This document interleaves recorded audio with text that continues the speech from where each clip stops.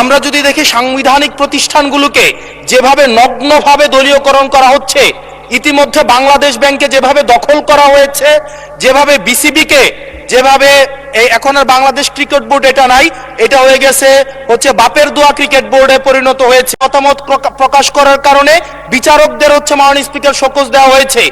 এই বাস্তবতায় আমরা এই গণ অভ্যুত্থান পরবর্তী সময়ে যদি জাতীয় মানবাধিকার কমিশনকে একটা মন্ত্রণালয়ের অধীনে রাখি, স্বরাষ্ট্র মন্ত্রণালয়ের অধীনে রাখি, তাদের মাধ্যমে আমরা নিরপেক্ষ কোনো ধরনের অনুসন্ধান আমরা কতটা পাবো সেটা নিয়ে কিন্তু আমরা সন্দিহান।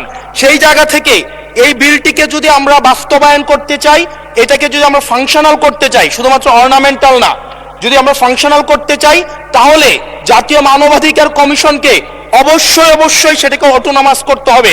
আমার সামনে যারা আছেন, আমরা হয়তো আমাদের থেকে এখানে প্রত্যেকটা সদস্য নির্যাতন, নিপীড়ন এবং তাদের যে পলিটিক্যাল রিপ্রেশনের মাত্রা শত সহস্রগুণ বেশি।